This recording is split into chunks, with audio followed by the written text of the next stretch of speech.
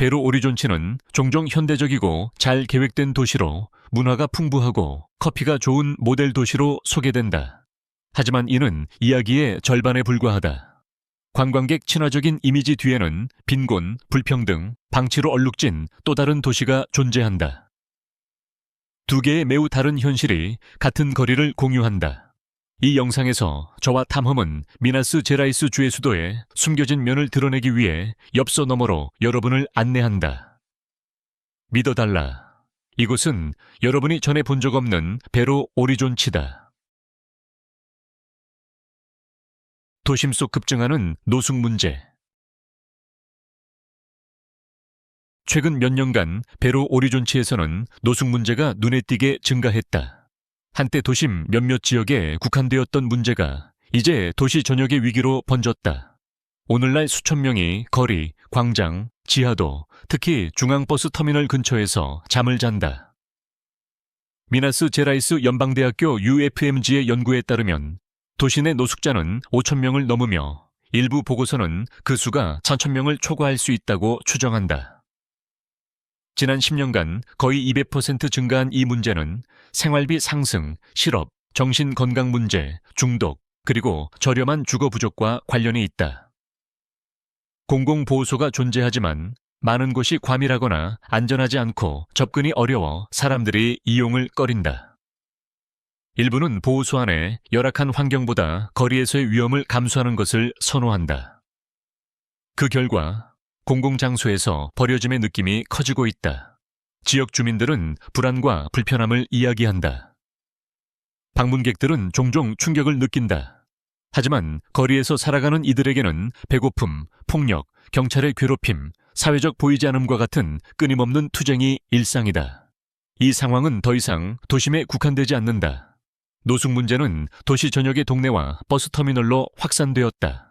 인플레이션 증가와 일자리 부족으로 더 많은 가정이 퇴거와 이주 위기에 처해 있다. 한때 주변부 문제로 여겨졌던 것이 이제 도시 전체에 영향을 미친다. 이를 해결하려면 자선 이상의 것이 필요하다. 체계적인 정책, 주거 프로그램, 정신건강 서비스, 그리고 무엇보다 도시가 가장 취약한 시민들을 어떻게 보고 지원하는지에 대한 변화가 필요하다. 대조와 사회적 분열의 도시. 베로 오리존치는 조직적인 도시 설계, 우아한 동네, 쾌적한 기후로 찬사를 받는다. 많은 이들에게 브라질에서 가장 살기 좋은 도시 중 하나로 여겨진다. 하지만 세련된 이미지 뒤에는 깊고 커져가는 분열이 존재한다. 루르데스나 사바시 같은 지역은 카페, 공원, 문화생활을 제공하지만 특히 북부, 북서부, 바헤이루 지역의 동네들은 빈곤과 인프라 부족으로 어려움을 겪는다. 228개 이상의 파벨라가 형성되어 수천 명이 열악한 환경에서 생활한다. 많은 주민들이 월 105회알 미만으로 생활하며 적절한 위생시설, 조명, 공공서비스에 접근하지 못한다. 이러한 대조는 하루아침에 생긴 것이 아니다. 1897년 도시 설립 이후 가난한 노동자들은 도시 외곽으로 밀려나 임시주택을 지었다. 계획되고 현대적인 수도의 꿈은 그들을 포함하지 않았다.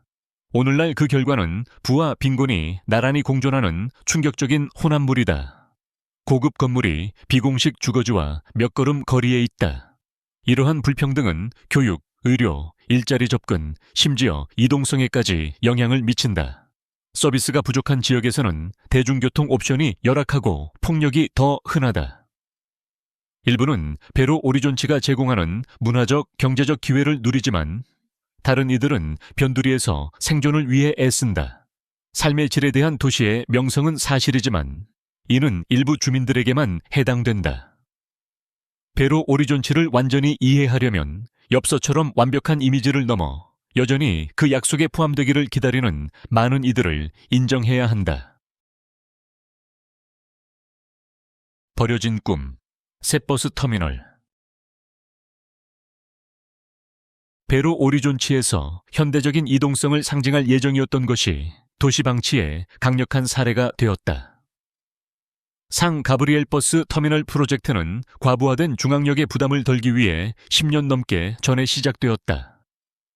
수백 개의 플랫폼, 상업구역, 수백 개의 주차 공간을 약속한 이 계획은 야심찼다. 하지만 정부가 수백만을 지출하고 200의 페이팔 가구를 이주시킨 후 건설은 시작되지 않았다. 오늘날 이 부지는 황폐하고 약물 활동이 이루어지는 불안전한 공간으로 버려짐의 느낌을 준다. 지역 주민들은 프로젝트가 시작되기 전이 더 나았다고 말한다. 발전을 가져올 수 있었던 것이 이제 두려움을 불러일으킨다. 정치적 변화, 지속성 부족, 부실한 계획은 좋은 의도로 시작된 도시 투자가 잊힌 약속이 되게 했다. 이 공간은 도시개발이 신중함과 책임감 없이 진행될 때 지역사회를 어떻게 실패시키는지 보여주는 사례가 되었다. 이 부지의 미래에 대한 명확한 계획은 없다. 해가 갈수록 이곳은 점점 더 방치되고 환멸의 느낌을 강화한다. 시민들은 묻는다. 왜 이렇게 많은 이들이 아무 이유 없이 이주당했나? 책임은 어디에 있나? 효율적이고 진보적인 도시로 설계된 곳에서 미완성 터미널은 모순으로 서 있다. 이동성을 개선하는 대신 멈춰버린 진전을 나타낸다. 영향을 받은 이들에게는 베로 오리존치에서 모든 약속이 건설로 이어지는 것이 아니라 일부는 텅 빈 공간과 침묵으로만 이어진다는 매일의 상기다. 축구 열정이 폭력으로 변할 때 축구는 베로 오리존치의 영혼의 일부로 팬들은 아틀레티쿠 미네이루와 크루제이루의 색깔을 자랑스럽게 입는다. 라이벌 관계는 강렬하고 항상 존재한다. 하지만 최근 몇 년간 친근한 경쟁이었던 것이 폭력적인 거리 충돌로 변했다. 조직된 팬그룹, 즉 토르시다스 오르가니자다스는 주요 경기를 앞두고 종종 서로 대립한다.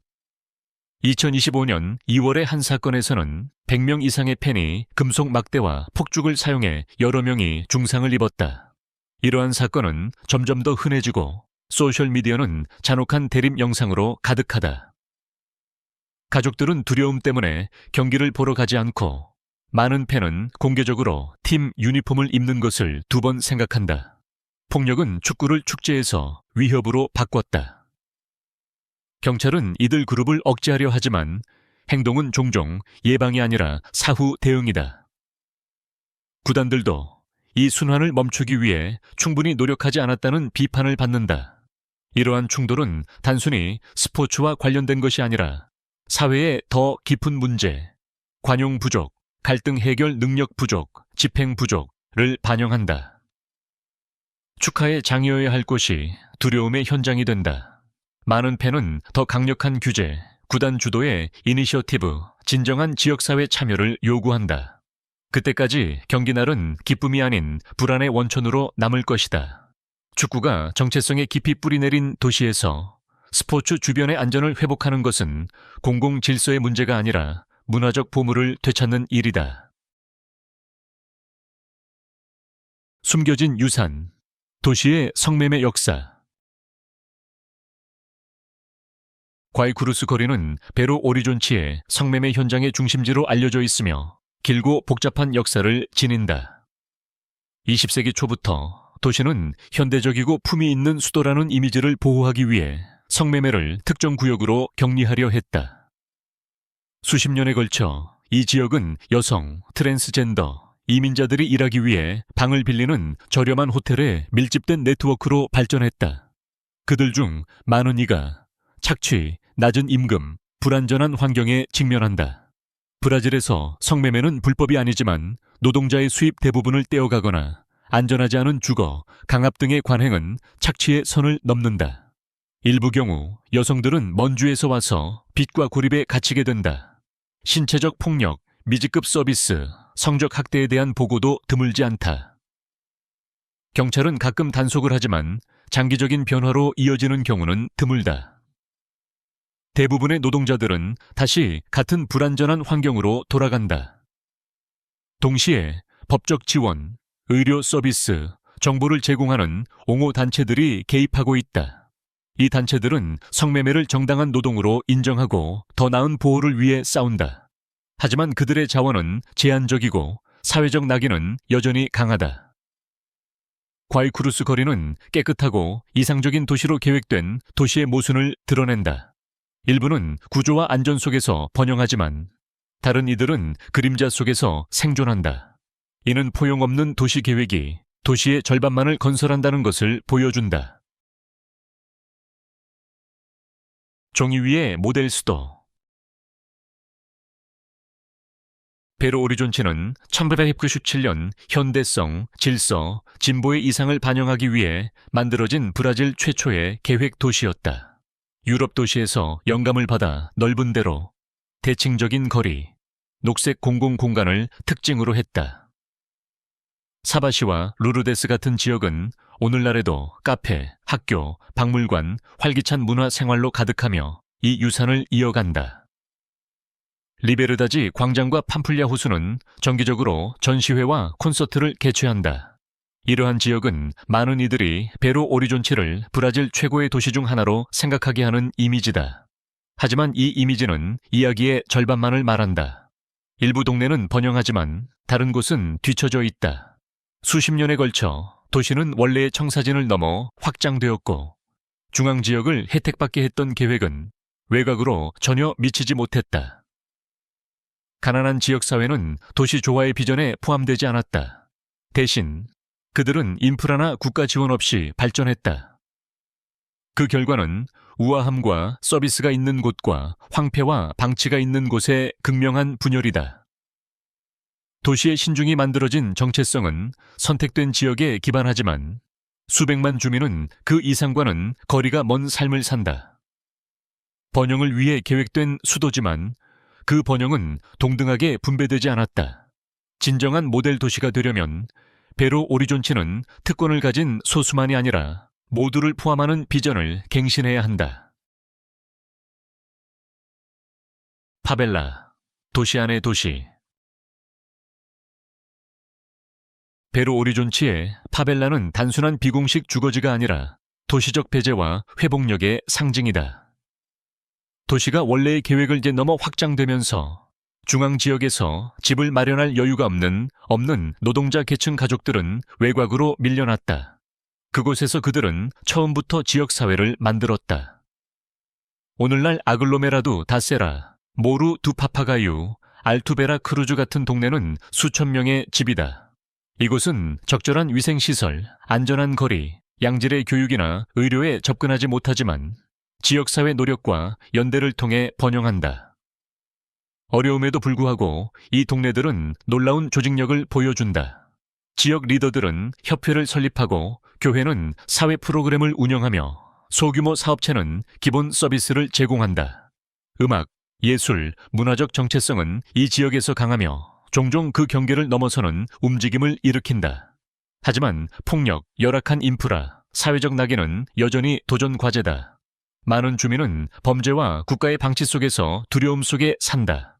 이 지역사회는 설계가 아닌 필요에서 생겨났다. 이는 공식 도시에서 배제된 것에 대한 응답이다. 일부는 재거나 젠트리피케이션을 요구하지만 다른 이들은 투자와 통합을 주장한다. 이 지역이 필요한 것은 지움이 아니라 인정과 지원이다. 파벨라는 불평등에서 태어났지만 희망으로 유지되는 도시 안의 도시다. 이는 계획의 한계와 풀뿌리 회복력의 힘을 드러낸다. 생존 비용의 상승. 베로 오리존치에서 생활하는 것은 필수 재화와 서비스 비용의 상승으로 점점 더 어려워지고 있다. 지난 몇 년 동안 이 지역의 인플레이션은 전국 평균을 초과했다. 2024년 지역 인플레이션은 5%를 넘었고 전국 평균은 3.9%였다. 대중교통 비용은 하룻밤 사이에 거의 16% 급등했고 공공요금도 계속 오르고 있다. 최저임금으로 생활하는 가정에게는 도심의 기본 아파트조차 감당할 수 없다. 많은 이들이 도시 외곽으로 이사하며 더 긴 통근 시간과 공공서비스 접근 부족에 직면한다. 기본 식품도 크게 비싸져 사람들이 식단을 바꾸거나 식사를 줄이게 되었다. 중산층 가정에게도 여가 활동은 이제 사치로 여겨진다. 예전 100캐알이었던 저녁 식사가 이제 쉽게 150피를 넘는다. 생존 비용의 증가는 정신 건강, 사회적 참여, 전반적인 웰빙에 영향을 미친다. 비용이 증가하는 동안 급여는 정체되어 있다. 가정은 빚을 지거나 교육, 의료, 안전한 주거 중 무엇을 포기할지 힘든 선택을 하고 있다. 이 경제적 압박은 불평등을 심화시킨다. 부유한 주민들은 조정할 수 있지만 저소득층은 위기의 전적인 무게를 짊어진다. 이 추세를 뒤바꾸려면 인플레이션뿐만 아니라 주거, 교통, 소득 불평등을 다루는 정책이 필요하다. 그렇지 않으면 베로 오리존치에서 더 나은 삶의 약속은 많은 이들에게 닿지 않을 것이다. 범죄와 불안의 그림자. 베로 오리존치는 공공안전에서 지속적이고 증가하는 문제를 직면하고 있다. 2024년 이 도시는 세계에서 가장 위험한 50개 도시 중 하나로 선정되었다. 강도, 절도, 살인을 포함한 폭력 범죄는 특히 공공서비스와 인프라가 제한된 동네에서 많은 영향을 미친다. 일부 지역사회에서는 국가의 부재로 생긴 공백을 조직된 범죄 집단이 장악하고 있다. 2023년에서 2024년 사이 도시의 살인사건은 25% 증가하여 10년 넘게 가장 급격한 상승을 기록했다. 주민들은 종종 보호받지 못한다고 느낀다. 부유한 지역에서는 사설 보안과 감시가 어느 정도 안전을 제공한다. 하지만 가난한 지역에서는 경찰의 존재가 일관되지 않고 법 집행에 대한 대중의 신뢰는 낮다. 많은 이들이 밤에 집 밖으로 나오거나 혼자 걷는 것을 피한다. 여가를 위한 공공공간은 두려움 때문에 제대로 사용되지 않는다. 범죄는 경제적 결과도 가져온다. 투자를 저해하고 지역 사업을 해치며 가정은 공공서비스 대신 사적 대안을 위해 지출하게 된다. 안전을 개선하려는 노력은 종종 단기적인 집행에 초점을 맞추고 교육, 사회적 지원, 도시 포용과 같은 장기적인 해결책은 소홀히 한다. 범죄를 지속적으로 줄이려면 불평등, 소외, 기회 부족과 같은 근본 원인을 다루어야 한다.